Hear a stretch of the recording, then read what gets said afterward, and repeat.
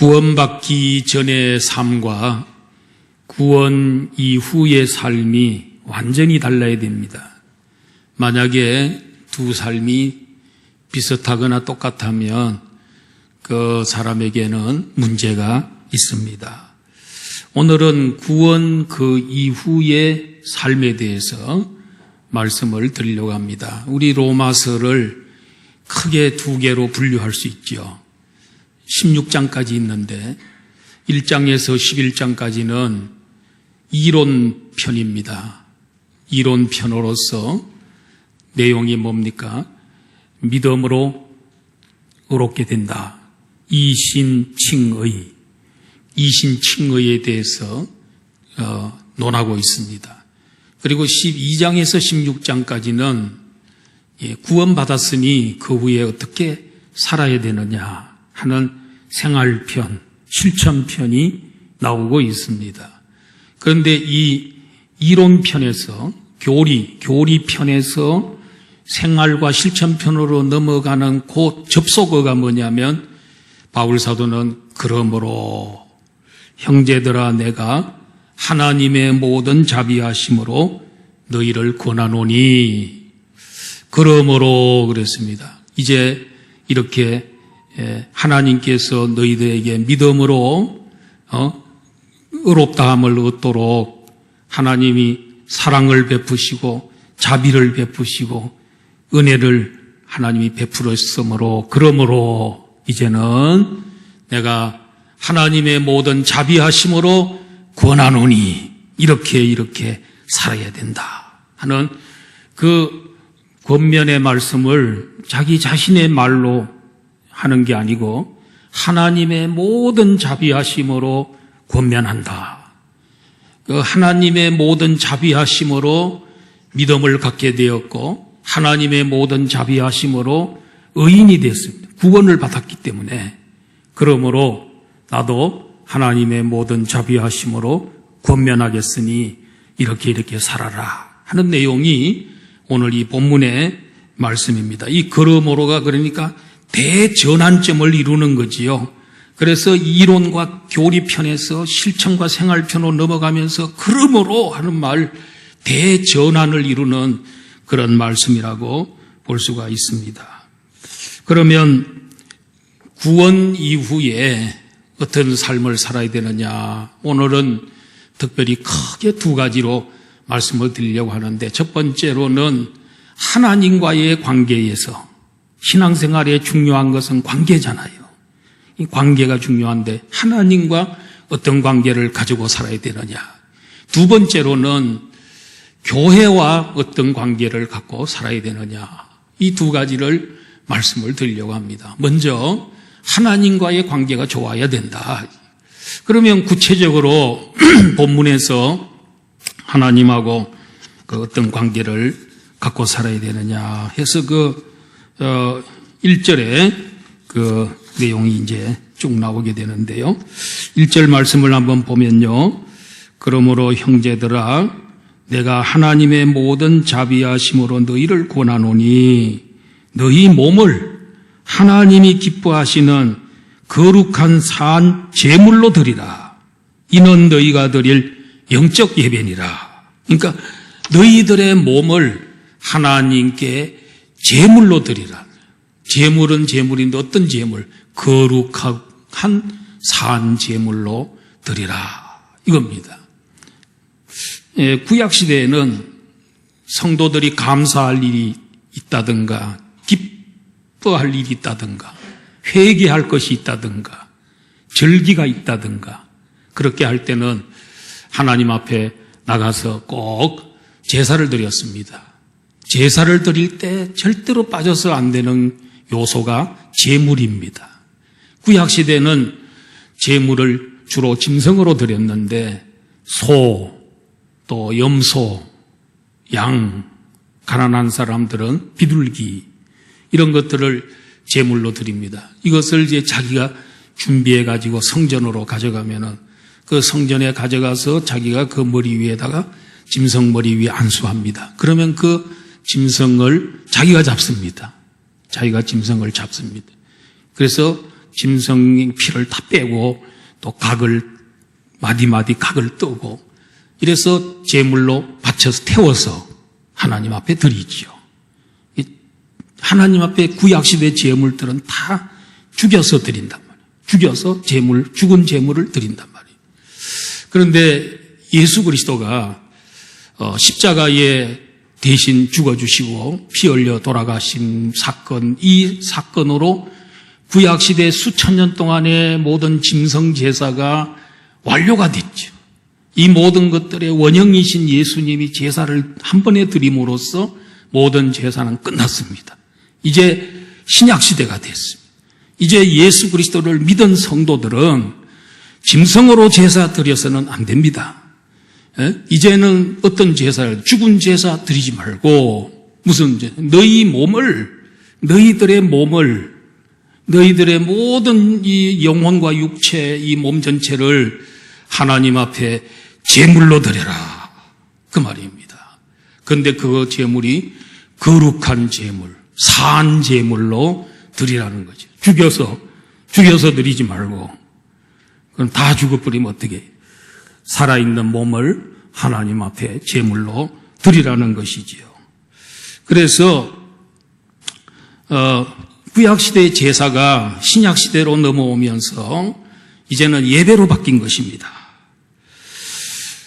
신약시대의 예배는 제물을 죽여서 드리지 않습니다. 이제는 그런 시대는 다 끝났습니다. 이제는 예배 시대가 된 겁니다. 바울 사도가 너희들의 몸을 하나님 앞에 제물로 드려라 이렇게 하니까 그 바울의 말을 듣고 반발하는 사람들이 있고 이해를 못하는 사람들이 있었어요. 지금 2000년 전에 이때는 이 그리스 철학이 지배하고 있던 시대란 말이에요. 그리스 철학 가운데 이원론이라는 게 있어요. 그 뭐냐면 영적인 것은 선하고 육은 악하다. 사람으로 본다면 영혼은 선하지만은 육체는 악하다. 그래서 우리 사람의 몸을 굉장히 무시했어요. 그리스 철학에서는 사람의 이 육체, 이 몸이라고 하는 것은 이 잿덩어리고 이것은 이 쓰레기통이고 그렇기 때문에 이 몸을 그냥 살려주고 그냥 기를 살려주면은 이 몸이 기가 세가지고 이게 이제 죄를 막 더 짓는다고 생각을 한 거예요. 그래가지고 어떻게 하든지 고행을 하게 만들고 몸을 막 괴롭히고 금식해가지고 몸을 괴롭히고 그렇게 함으로써 몸을 이게 푹 기를 죽여놔야 그래야 이제 이 영이 좀 살아난다. 뭐 이렇게 생각을 한 거예요. 그래서 이 고행주의가 나온 거예요. 그리고 막 이걸 몸을 막 학대하고 굶고 금식하고 막 그렇게 함으로써 그러다가 이 몸이 죽으면 이 영혼이 몸의 감옥에 갇혀져 있다가 이 몸이 죽으면 이제 그때서야 영혼이 해방이 돼서 자유함을 얻는다. 이렇게 잘못된 철학 사조가 있었단 말이에요. 그런데 바울 사도가 너희들의 몸이 하나님 앞에 거룩한 제물이고 너희들의 몸으로 하나님 앞에 산 제물로 드려라. 예배를 드려라. 그게 예배다. 영적 예배다. 이렇게 얘기하니까 얼마나 사람들이 또 반발도 하고 그 바울의 말씀을 이해를 잘 못했던 것입니다. 그리스 철학은 기독교의 진리를 이해할 수가 없었던 것이지요. 우리 기독교는 그리스 철학하고는 다릅니다. 우리는 이 육체를 굉장히 귀하게 여깁니다. 하나님께서 우리 흙으로 사람의 육체를 만드시고 그 코에다가 생기를 불어넣어서 사람이 되게끔 했다. 영혼을 불어넣어서 사람이 되게끔 했단 말이에요. 그런데 이 인간이 아담과 하와가 범죄함으로 인해서 영도 죽고 육체도 죽었습니다.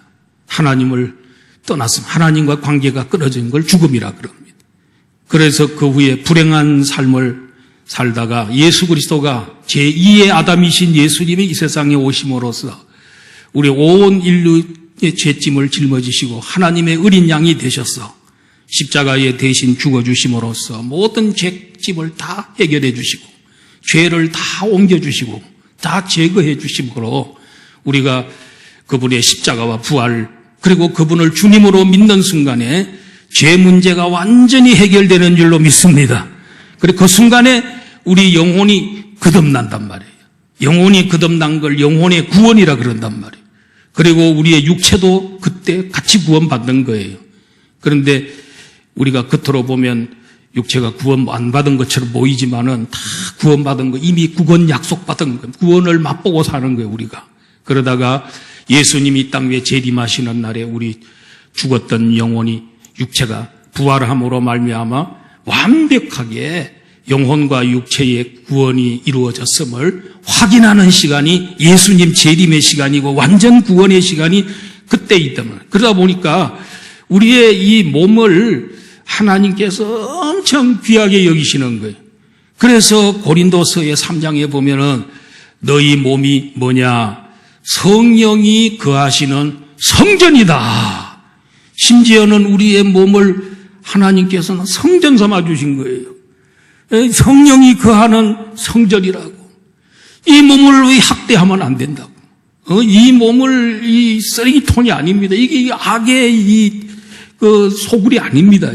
이 몸이 얼마나 귀한 몸이고. 이 몸 가지고 하나님 앞에 예배를 드리는 삶을 살아라 하고 말씀을 합니다. 우리 나중에 구원받을 때 여러분 이 육체가 구원받습니다. 이 육체가 부활합니다.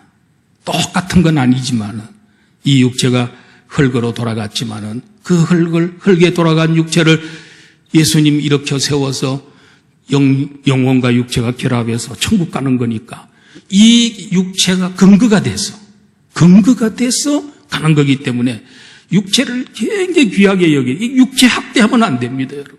이 육체가 얼마나 귀한지 몰라요.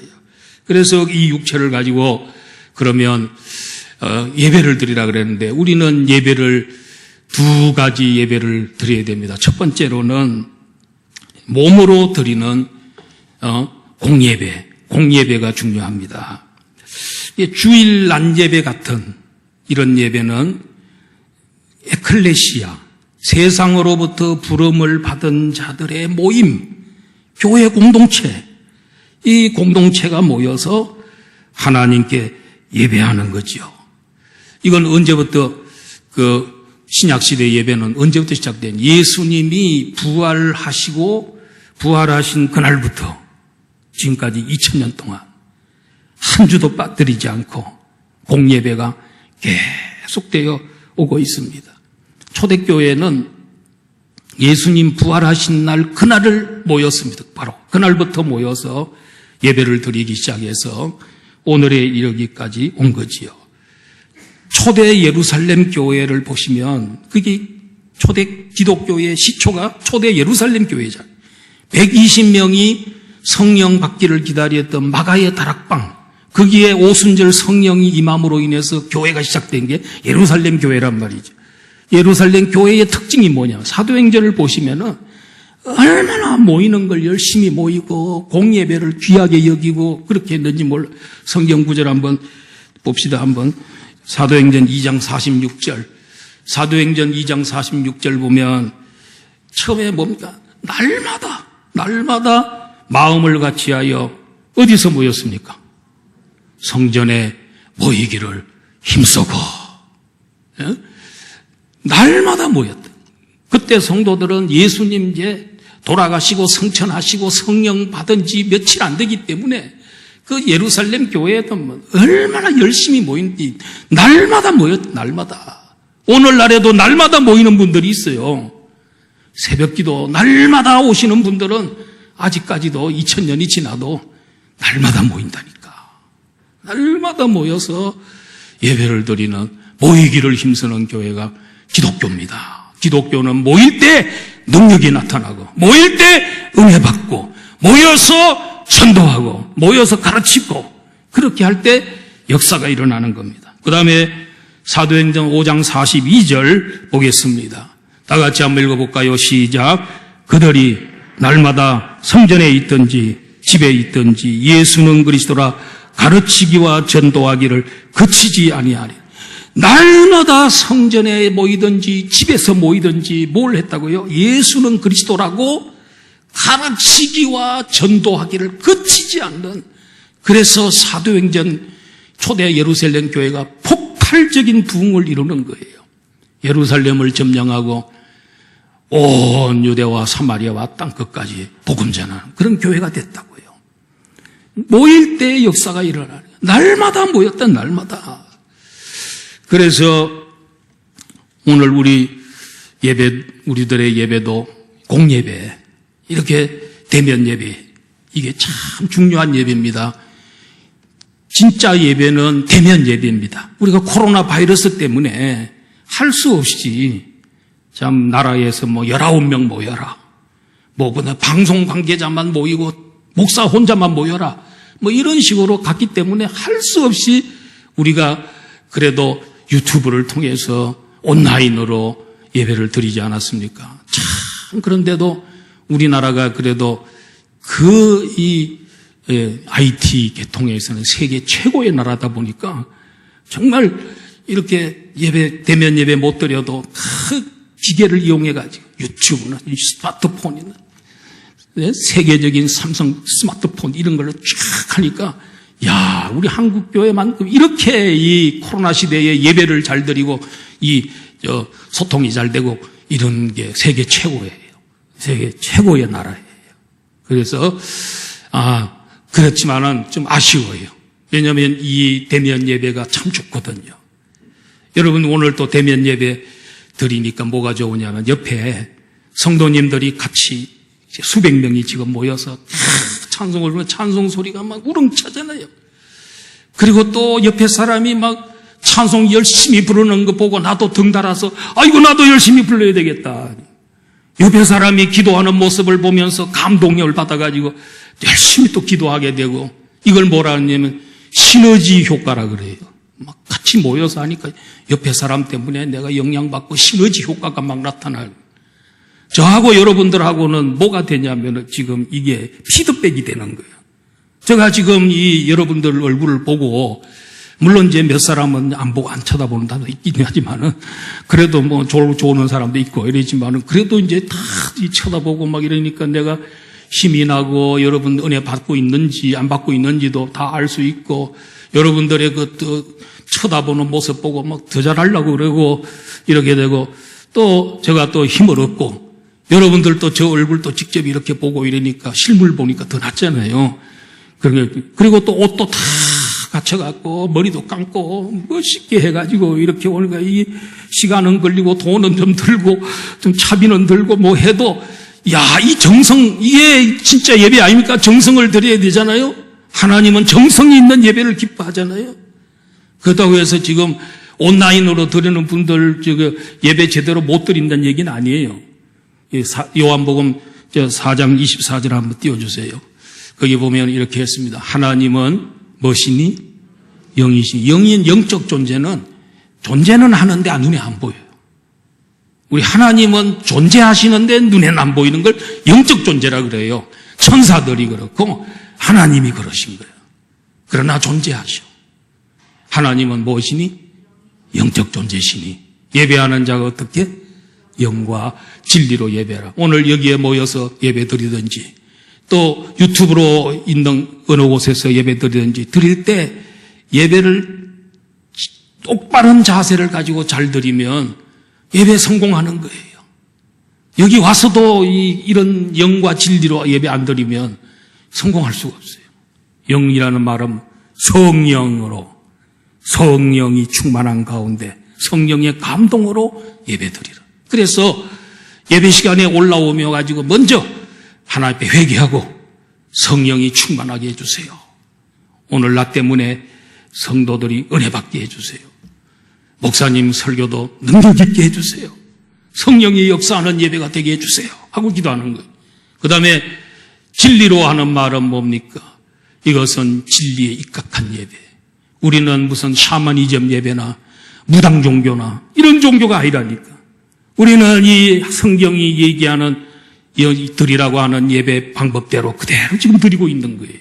이런 예배가 하나님 앞에 상달되는 예배고 진정한 예배란 말이죠. 하나님 이렇게 예배하는 자를 찾고 계시는 줄로 믿습니다.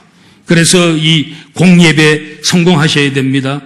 여러분, 그 다음에 두 번째로 무슨 예배가 있냐면 몸으로 드리는 생활 예배를 잘 드려야 됩니다. 우리 오늘 예배 이렇게 다 드리고 난 다음에 그 나머지 모든 여러분 시간과 모든 삶이 다 예배가 되어야 된다니까. 공예배 이외의 모든 예배가 생활 예배요, 삶의 예배입니다.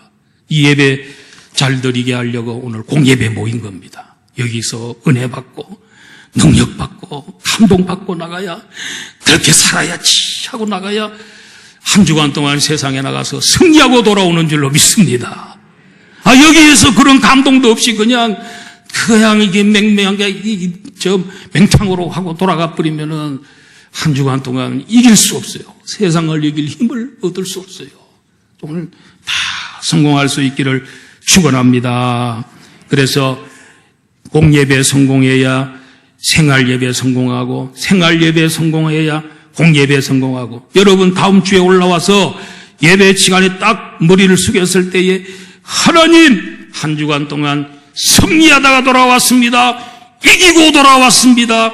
거짓말 안 했습니다. 유혹에 안 넘어갔습니다. 넘어갈 뻔 했는데 안 넘어갔습니다.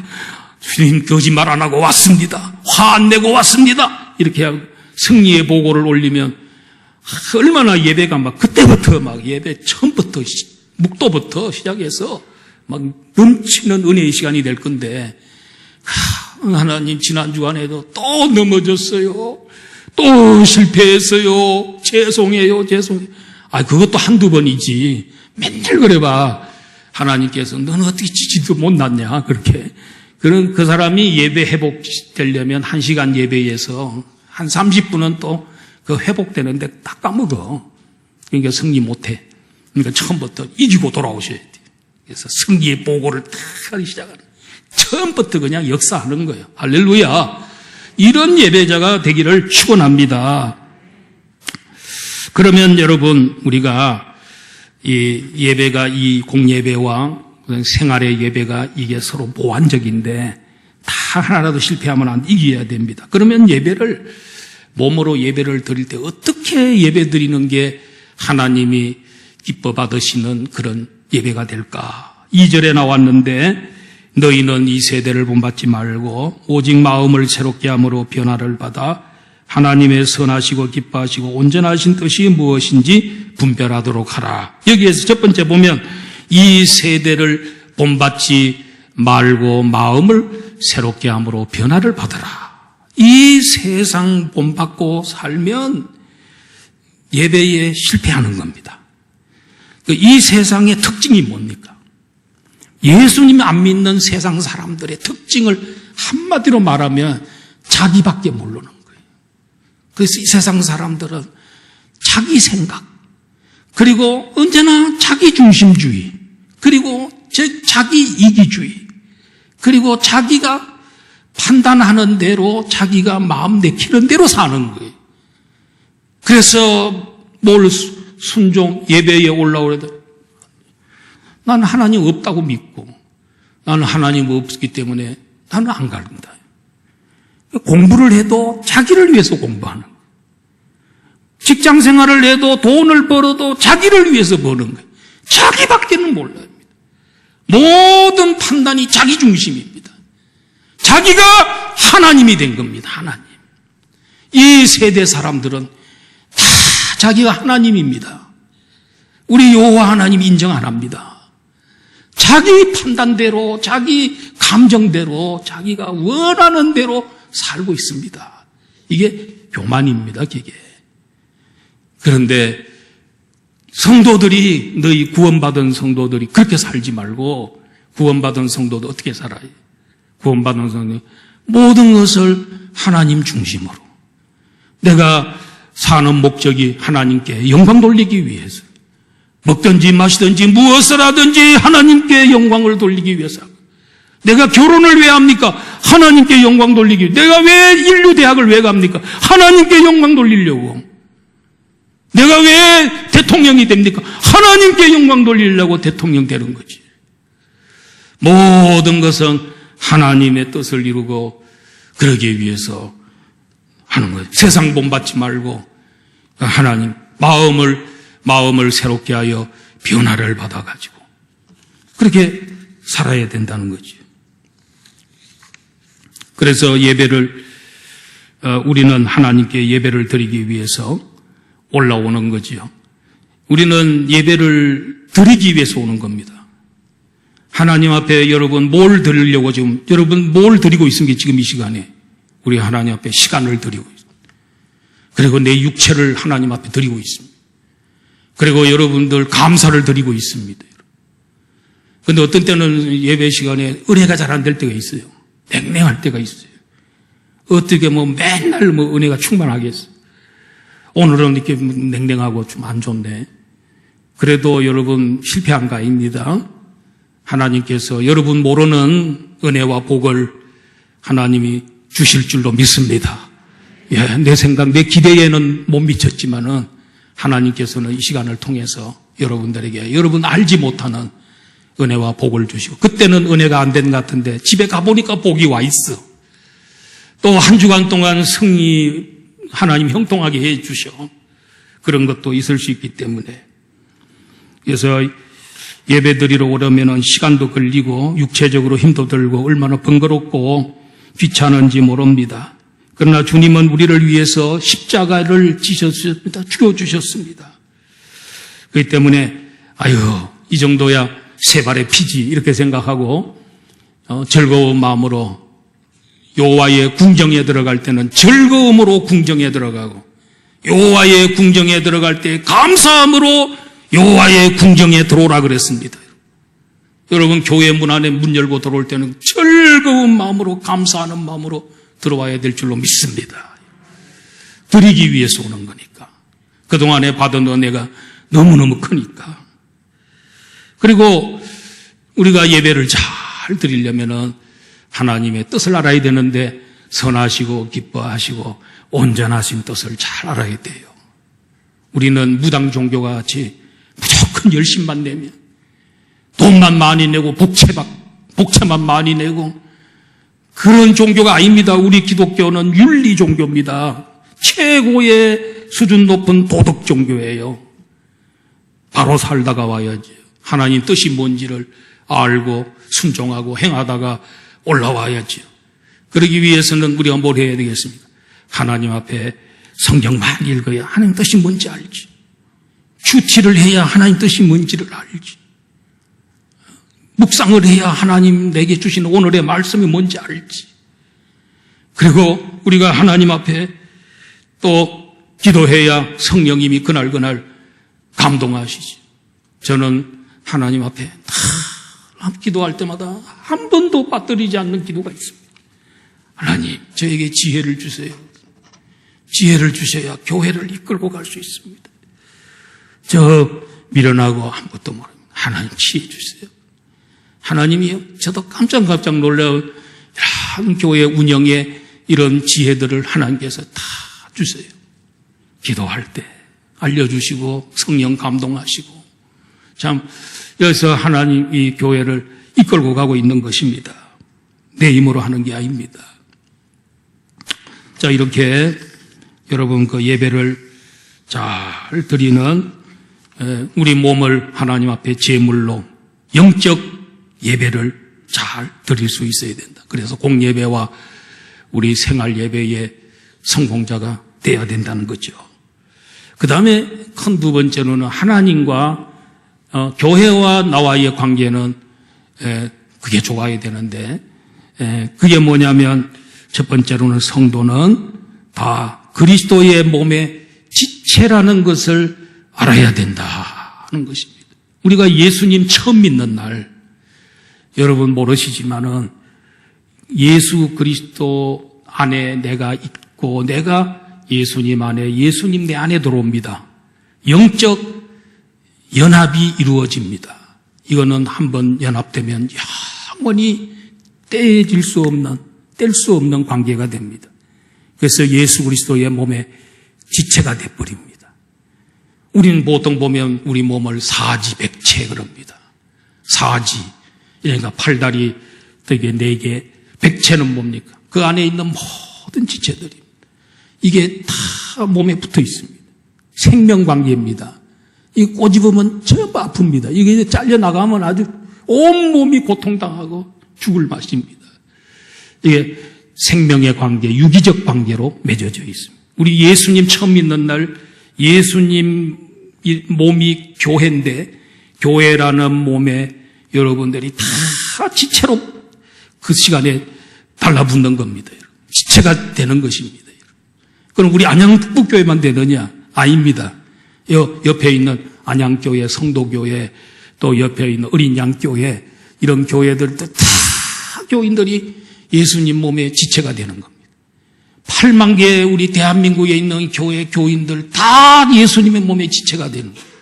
세계 만국교회 성도들이 다 지체가 되는 겁니다. 지금까지 예수님 믿고 하나님 믿었던 모든 사람들 다 지체가 된 겁니다, 이미. 그런데 우리 몸은 하나입니다. 우리 몸에 하나에 여러 지체가 있듯이 또 지체는 지체 나름대로 다 기능이 있고 사명이 있습니다. 여러분들도 예수님하고 지금 붙었기 때문에 이미 지체가 됐기 때문에 여러분 다 처음 예수 믿는 날 은사를 줬습니다. 하나님이 여러분들에게 은사라는 말은 기프트가 뭐예요? 기브에서 나온 말인데 선물. 하나님께서 여러분들에게 각 선물 줬어요. 저에게는 하나님께서 저에게 설교의 은사를 주셨어요. 저에게 하나님께서 다스리는 은사를 주셨어요. 지혜의 은사를 주셨어요. 방언의 은사도 주셨습니다. 가르치는 은사도 주셨어요. 저에게 하나님께서 이 교회 담임 목사로서 필요한 모든 은사들을 저에게 다 부어줬어요. 여러분들도 한 가지만 은사 받는 게 아니에요. 많은 은사들이 주어져 있어요. 개발이 안 돼서 그런지 자기가 활용을 안 해서 그렇지 많은 것이 주어졌어요. 한 사람도 은사 안 받은 사람 없습니다. 한 사람도 예수 그리스도의 몸에서 붙어있지 않는 성도가 한 사람도 없습니다. 교회라는 예수님의 몸의 지체들인 줄로 믿습니다. 이걸 알아야 됩니다, 여러분. 그래서 이 성도들은 그 다음에 두 번째로 뭘 해야 되냐면 각자의 은사를 활용을 해야 하는 것입니다. 그래서 이제 그 밑에 은사 이제 몇 가지 소개를 하고 있는데 은사를 보면은 고린도 전서 12장 거기에 보면 은사도 많이 나오죠. 그 다음에 에베소서 또 4장에도 은사들이 나오고 이랬는데 오늘 여기에도 한 5-6가지의 대표적인 은사가 나옵니다. 이것만 은사는 아닙니다. 다 은사가 다른. 그래서 이 중에 첫 번째가 보면 예언의 은사가 있는데 예언 은사 받은 사람들은 믿음의 분수대로 해라. 이렇게 되어 있어요.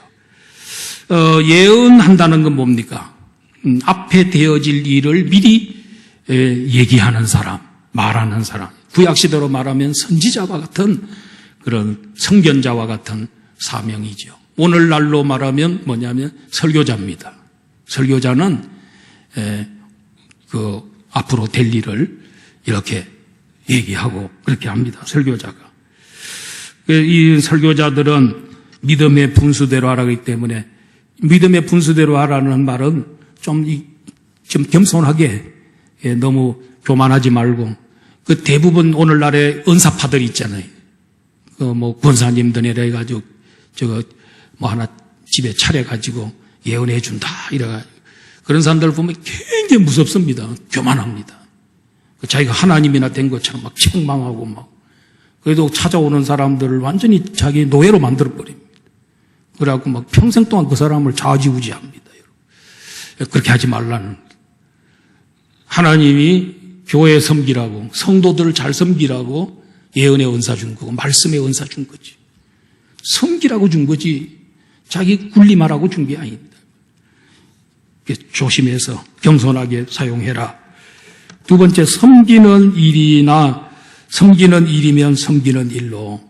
섬기는 은사 받은 사람들은 섬기는 일만 그냥 계속 이렇게 평생 이렇게 해야지, 이게 자꾸 변치 말고, 하다가 그만두거나 이러지 말고, 은사 받았으면 쭉 해서 해야지. 가다가 내가 이 정도 섬겼으니까 이제는 섬김 받아야지. 이런 자리에 가서는 안 된다. 가르치는 자는 가르치는 일로. 그랬습니다. 우리 교회 여기 뒤에 LED 있잖아요. 이 LED 전광판. 정확한 이름이 LED 전광판. 이걸 이제 하신 분이 꽃동산 교회 우리 총회장 작년에 했던 김종준 목사님 교회의 양영규 장로님이 이제 이거 대한 LED를 하고 있습니다. 했는데 이제 그 목사님, 담임 목사님하고 저하고는 대학교에서 같은 반 친구였으니까 이쪽가 파이디온에도 같이 또 다녔고 그러다 보니까 쭉 얘기를 하니까 자기 얘기를 이렇게 간증을 하면서 꽃동산 교회가 어린이들 교회로 시작을 한 거예요. 그래서 이름이 꽃동산이. 꽃동산 그러면 좀 애들 이름 기분 나잖아요. 근데 그 장로님은 개척하고 한 2년 정도 돼서 그 교회에 오셨는데 지금 뭐 30 몇 년 하여튼 쭉 지금까지 뭘 하시냐면 주일학교 교사, 주일학교를 떠나지 않고 계속해서 주일학교 사역을 하여튼 그 교회는 주일학교 사역을 최고로 여긴다는 거예요. 그래서 한때 많을 때는 주일학교 아이들만 몇천 명이 됐다는 거예요. 요새는 코로나 때문에 조금 떨어졌지만은 근데 장로님은 하여튼 이 주일학교 교사 이 직을 지금까지 붙잡고 끝까지 가는 거예요. 자기는 은퇴할 때까지 죽을 때까지 이걸 계속하겠다.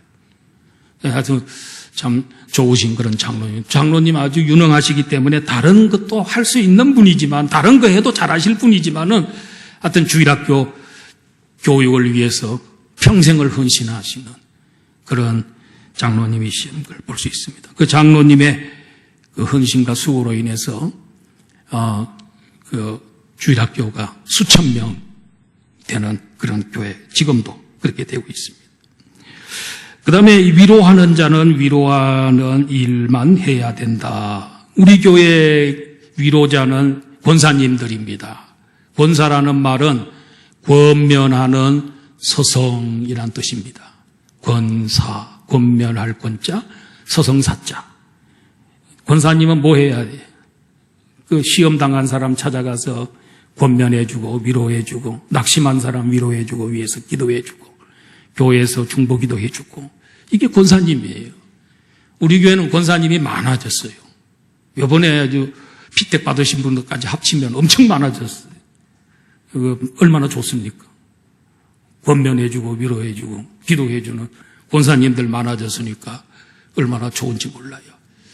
여러분 직분만 그냥 받지 말고 그 직에 해당하는 사역을 잘 하세요.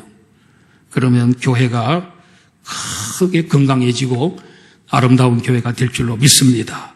구제하는 자는 성실함으로 해라 그래요. 구제하다 보면은 물질도 많이 들고 육체적으로 피곤합니다.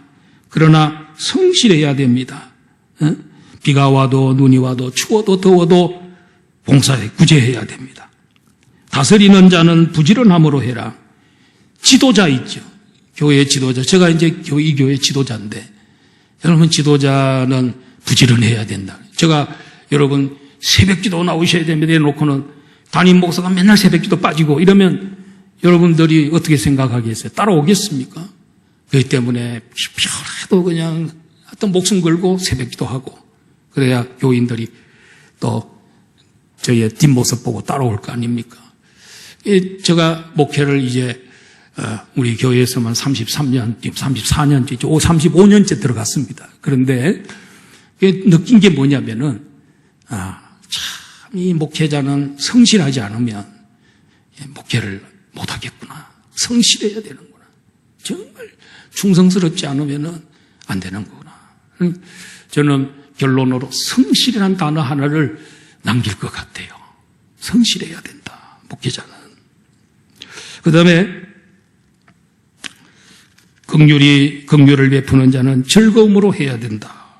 남을 돕다가 보면 처음에는 도움 받는 사람이 고맙다 그러고 너무너무 감사하다 그러는데 이게 자꾸 오래 가다 보면 만성이 돼가지고 뭐 당연히 돕는 거지 뭐 이런 식으로 생각할 수 있단 말이에요. 그러면 은근히 또 서운한 생각도 들고 섭섭한 마음이 들 수 있습니다. 그렇다 할지라도 긍휼을 베푸는 자는 즐거운 이 마음으로 해라. 그래도 긍휼을 베풀 때에 즐겁게 해라. 예? 그렇게 말하고 있습니다. 이외에도 은사가 많이 있습니다.